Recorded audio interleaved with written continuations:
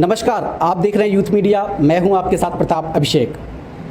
आज के इस दौर में जहां शिक्षा को व्यवसाय के माध्यम से कोचिंगें संचालित कर रही हैं, RS एकेडमी द्वारा एक ऐसी पहल की गई है जिसमें जो गरीब बच्चे हैं उनको निःशुल्क कोचिंग दी जाएगी, भले ही वो PSC की हो, व्यापम की हो, रेलवे की हो या SSC की हो।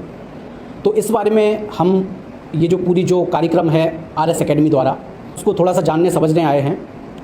जो कोचिंग के संचालक हैं RP सिंह जी, उनसे मिलाते हैं और पूछते हैं कि क्या है इस प्रोग्राम का मकसद। जी सर, बताएं। अगर हम अपनी कोचिंग की बात करें तो ये कोचिंग 2010 में स्टार्ट की थी हमने, 16 दिसंबर 2010। हाँ, मान सकता हूँ कि मुझ पर मेरे गुरु का प्रभाव रहा है और उनके नाम पर ही ये कोचिंग का नाम रखा है मैंने। रचना श्रीवास्तव नाम से एक मेरी गुरु हैं जिन्होंने मुझे शिक्षा दी और इस लायक आज बनाया कि मैं यहाँ कर पा रहा हूँ। तो उन्हीं के आदर्शों पे चलते हुए मैंने 2010 में कोचिंग स्टार्ट की थी। 2010 से 2013 तक पढ़ाया मैंने और हम बच्चों में एक प्रकार की बीमारी टाइप की है कि बस जहाँ एक बच्चा खिंचता है वहीं चला जाता है। और इसकी स्थिति जो होती है कि वो बेमतलब की कमाइयाँ होती हैं, साथ साथ में शिक्षा के नाम पर कुछ नहीं मिलता। 2013 में हमने पूरे पिछोर क्षेत्र की एक सामान्य ज्ञान प्रतियोगिता का आयोजन किया, जिसमें फर्स्ट प्राइज़ पर कंप्यूटर, रेंजर साइकिल, मोबाइल, प्रमाण पत्र, बहुत सारी चीज़ें रखी गई।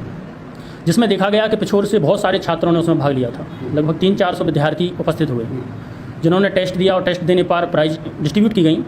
बस कोशिश RS एकेडमी की यही रही है कि बच्चों को उत्साहित और जागरूक किया जाए कि जो विद्यार्थी हैं वो जागरूक नहीं हैं, कि अगर विद्यार्थी शिक्षित होगा तो वो अपनी जो अधिकार उसे दिए गए हैं उन अधिकारों का पूरी तरह से वो लाभ ले सकता है। ये कोचिंग की शुरुआत की तब आपका मकसद क्या था? जो गांव के निर्धन बच्चे हैं उनको पढ़ाने की आपके मन में शुरू से विचार था, क्या था? देखो, मेरा शुरू से ये विचार है कि हर एक गांव का बच्चा हो चाहे शहर का हो, उसे जागरूक करना है। उसी उद्देश्य को लेकर मैंने स्टार्टिंग से चलाई और वही चलाता रहा हूँ। अगर वो जागरूक हो गया तो उसे दुनिया वाले भ्रष्टाचार में लिप्त नहीं कर सकते। आज सूचना का अधिकार है एक।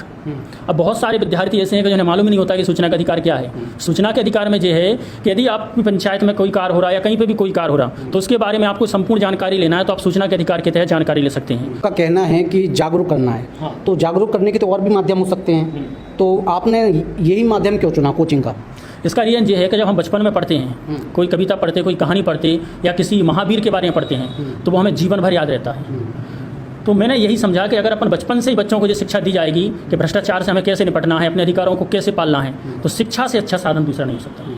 आपका कहने का मतलब है कि शिक्षा से बड़ा कोई हथियार नहीं है आज के समय में। आज के समय में शिक्षा से बड़ा कोई हथियार नहीं है। जो बिल्कुल आपने सही कहा है। आज अपन देखते हैं कोई भी भर्तियाँ होती, कुछ भी होता, तो उनमें हमें ये चीज़ कंफर्म रहती कि हाँ, हमने अगर पढ़ा है तो उसका बनेगा। और अगर वो क्वेश्चन आउट आता है, जैसे अभी PSC ने लिए थे, बहुत सारे क्वेश्चनों को उन्होंने एक्सचेंज किया, आंसरों को, तो कैसे किया? क्योंकि अगर हम लोगों को उसकी नॉलेज नहीं होती तो वो वैसे ही चलते। अब हमें नॉलेज हो चुकी कि अगर ऐसा कुछ होता है तो हम इसके खिलाफ कोर्ट में जाएंगे, कोर्ट से लड़ेंगे, वहाँ नहीं लड़ पाएंगे तो उसका प्रूफ हम कोर्ट में पेश करेंगे। तो कहने का मतलब क्या है कि अगर हम जागरूक नहीं होंगे, केवल रटन विद्या नहीं होती है शिक्षा, मेरा मानना है। यदि आपने शिक्षा ली है तो आप अपनी बुद्धि का यूज करेंगे और बुद्धि के यूज से कानून का प्रयोग साथ में करते हुए आप जल्दी सक्सेस हो जाएंगे।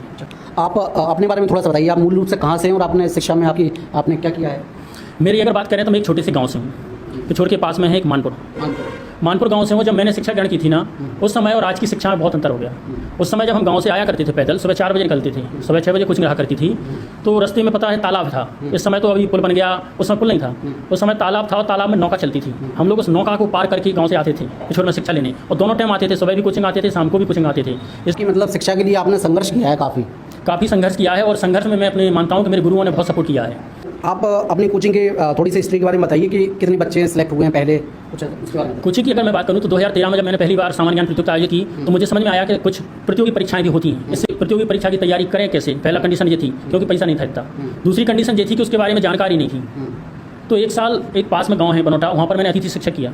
अतिथि शिक्षक करने के बाद जो 20,000 रुपये मुझे मिले उसमें से सैलरी, वो 20,000 लेकर मैं पहुँचा ग्वालियर। मैंने जादौन सर की कोचिंग ज्वाइन की। 1.5 महीने मैंने अपनी कोचिंग वहाँ पे की।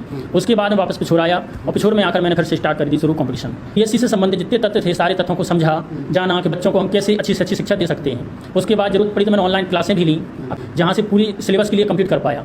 तो इस तरह से धीरे धीरे करके प्रोसेस होती रही है। तो आपने जो बड़ी कोचिंगें हैं उनका संचालन देखा कि किस प्रकार से वो जो बड़ी परीक्षाएं हैं PSC जैसी उनको ऑर्गेनाइज करते हैं। हाँ, तो आप जो जिस तरीके से वो तैयारी कराते हैं, जो बेस रहता है वो वहीं से लेके आए आप अपनी कोचिंग? हाँ, क्वार्टल अकेडमी की संचालक जी हैं इंदौर में, मिश्रा सर। हाँ। मेरा मिश्रा सर से बहुत अच्छे संबंध रहे हैं। जो भी समस्याएं आती थी मैं उनसे पूछता रहता था, और आज भी व्हाट्सअप जो है संचालन में ही करता था लगभग। चलिए, ये तो आपकी कोचिंग के बारे में हो गया। अब आते हैं कि आपने जो निःशुल्क जो कोचिंग की जो करने वाले हैं, आज से शुरू हो गई है, वो क्या है और उसका उद्देश्य क्या है?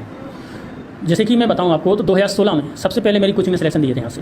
अच्छा, ठीक 3-4 लगभग 10 स्टूडेंट थे, 10 में से 8 लोगों के सिलेक्शन हुए थे पुलिस में। ठीक है। 8 स्टूडेंट से आपने पढ़ाना शुरू किया था? हाँ, मतलब 10 लोग थे, केवल 10 लोगों से स्टार्ट किया था, जिनमें से 8 लोगों के सिलेक्शन हुए थे। और 8 लोगों में से 2 लोगों ने फिजिकल निकाल लिया था, 8 लोगों का फिजिकल रह गया था। 6 लोगों का फिजिकल रह गया था, 2 का निकल गया था। एक शबनम ठाकुर थी और एक पूनम पूजा शिवानी मिश्रा। तो ये बहुत सारी लड़कियाँ थीं जिन्होंने क्वालिफाइड कर लिया और आज वो पुलिस में सेवाएं दे रही हैं अपनी। इसके बाद मैं अपनी मैसेज की बात कर रहा हूँ, तो उन्होंने भी मतलब ये तीसरी जॉब कर रही हैं वो भी। अच्छा। पहले गर्ल्स स्कूल में एक एनजीओ के थ्रू करती थी, उसके बाद स्टाफ नर्स में हुआ यहाँ हॉस्पिटल में, उन्होंने उसे ज्वाइन नहीं की। उसी के बाद उनका सीएचओ के पद पर हो गया आज, तो आज वो सीएचओ में सेवाएं दे रही। तो उन्होंने भी कहीं कोचिंग नहीं की, टोटल मिला के कोचिंग पूरी की, सेल्फ स्टडी की कहीं पे। हाँ, उसके बाद कई सारे विद्यार्थी हमारे अभी थल सेना में हैं, जैसे गौरव यादव की बात करें हम, या रणवीर गुर्जर की बात करें हम, तो ऐसे बहुत सारे विद्यार्थी पहुँच चुके हैं। लगभग 15 से 20 स्टूडेंट मैंने सिलेक्शन दिया है अभी सामने। ठीक है। अब ये इस प्रोग्राम के बारे में थोड़ा बताइए। निःशुल्क प्रोग्राम कौन कौन से बच्चे आ सकते हैं, इसमें क्या है पूरा क्राइटेरिया? इसमें सिर्फ 2 लोगों को छोड़ा है मैंने, बकाया कोई भी आ सकता है। 2 लोगों में से जिसकी सरकारी जॉब है, मतलब गवर्नमेंट जॉब में है, जो जिसके पेरेंट्स गवर्नमेंट जॉब में हैं, वो अब उनके पास तो व्यवस्थाएं होंगी, क्योंकि वो यहाँ नहीं करेंगे तो कहीं और करेंगे, क्योंकि वो पढ़े लिखे होंगे और शिक्षित होंगे। और मैं नहीं समझता कि उनके लिए निःशुल्क की जरूरत है। मैं निःशुल्क उन लोगों को देना चाहता हूँ जो लोग मजदूरी कर रहे हैं, जो अपने बच्चों को नहीं पढ़ा पा रहे हैं, या जो किसान के बच्चे हैं। किसान कितनी भी मेहनत करता रहता है लेकिन उसके पास पैसा नहीं होता। तो किसान हैं, मजदूर हैं, ऐसे पिछड़े लोग जो शिक्षा के लिए चाहते तो हैं कि शिक्षा मिले, लेकिन एक मोटी रकम के कारण, एक फीस के कारण वो लोग शिक्षा ग्रहण नहीं कर पाते। यानी कि आपने जो कैटेगरी का है क्राइटेरिया वो तो नहीं रखा है? नहीं, कैटेगरी का कोई क्राइटेरिया नहीं है। कैटेगरी सिर्फ एक ही है कि यदि उनके पेरेंट्स गवर्नमेंट जॉब में हैं तो केवल उन्हीं लोगों को नहीं लिया है, बकाया सबको लिया है। अगर मान लीजिए कोई एससी वाला है और उसके पेरेंट्स सरकारी जॉब में हैं, तो फिर तो उसका ये रखा गया है कि अगर उसकी स्थिति आर्थिक तौर पर पिछड़ी है तो उसे भी रखेंगे। नहीं, तो जाहिर है कि जब सरकारी जॉब में होगा तो आर्थिक स्थिति सही होगी। नहीं, ऐसा कुछ नहीं कहा जा सकता। कुछ जॉब ऐसी होती हैं कि जब में पेमेंट नहीं मिलता, बहुत कम मिलता, तो उसका घर का खर्चा ही चल पाता है। सरकारी जॉब? हाँ, जैसे कि अभी अपन बात करें सरकारी जॉब से मतलब ये नहीं कि सरकारी और गवर्नमेंट जॉब में, सरकारी से मतलब सरकारी संस्था में काम कर रहा है। जैसे अतिथि शिक्षक हैं, हाँ। अब अतिथि शिक्षक सरकारी स्कूल में काम तो कर रहे हैं, उन्हें काम मिल रहा ना के बराबर। अब उनके जो पेरेंट्स तो सरकारी मतलब अतिथि हैं, अब वो बच्चों को कहाँ शिक्षा देंगे अच्छी से अच्छी, क्योंकि वो अपनी फैमिली का खर्चा नहीं चला पा रहे। उस हिसाब से आपने क्राइटेरिया रखा है तो सरकारी किस पद पे हैं? हाँ, वो उसी के हिसाब से। अच्छा, ठीक है। यानी कि जाति का उसमें कोई ऐसा क्राइटेरिया नहीं है? नहीं, जाति का कोई क्राइटेरिया नहीं है। और लीजिए कि जो साक्षर मतलब शिक्षित हैं या गवर्नमेंट जॉब में या सक्षम हैं, सक्षम है, हाँ, उनको इससे बाहर रखा है। नॉर्मली सबके लिए रखा है। नॉर्मली सबके लिए हाँ। निर्धन होना चाहिए। निर्धन होना चाहिए। अगर व्यवस्था उसके पास नहीं है तो वो आ सकता है, आ सकता है। हाँ, बिल्कुल। तो आपने इसमें कुछ एंट्रेंस वगैरह रखा है या सभी आ सकते हैं? सभी आ सकते हैं, कोई एंट्रेंस वगैरह नहीं है। अभी मेरे पास व्यवस्था थोड़ी कम है, 30-40 विद्यार्थियों की है, लेकिन विद्यार्थी अगर ज़्यादा हो जाएंगे तो उनकी व्यवस्था मैं कहीं और करूँगा। अच्छा, अभी फिलहाल में आपके पास कितने स्टूडेंट आए? फिलहाल आज से स्टार्ट किया है, जिसमें 15-20 स्टूडेंट आए थे, और बहुत सारे ऐसे हैं जैसे यहाँ से खोड़ है, कहीं हैं, उन लोगों के कॉल आए गर्ल्सों के, तो गर्ल्स बोल रहे हैं कि सर हम पिछोर आ जाएं, पहले रूम वगैरह ले लें, उसके बाद कोचिंग अटेंड करेंगे। और आज जो भी विद्यार्थी आए हैं वो पिछोर क्षेत्र का एक भी नहीं है। सारे, कोई अछरौनी से आया है, कोई कहीं से आया है, लहरा से आया है, हरिनगर से आया है, सारे विद्यार्थी दूर दूर के हैं। अच्छा, तो आपका जो बच्चियाँ हैं उनकी शिक्षा को लेकर आपका क्या क्या विचार है? उनको ज़्यादा से ज़्यादा पढ़ना चाहिए या क्या है उस पर आपका विचार? देखो, अगर हम बात करें बालिकाओं की, तो छात्राओं को एक घर नहीं, छात्राओं को 2 घर संभालने पड़ते हैं। एक घर तो वो होता है जो अपने माता पिता के पास होता है, दूसरा घर होता है जो अपने ससुराल में जाती हैं। अगर विद्यार्थी में अगर हम छात्रा की बात करें तो छात्रा अगर शिक्षित होगी तो एक साथ में 2 घर सुधारेगी वो।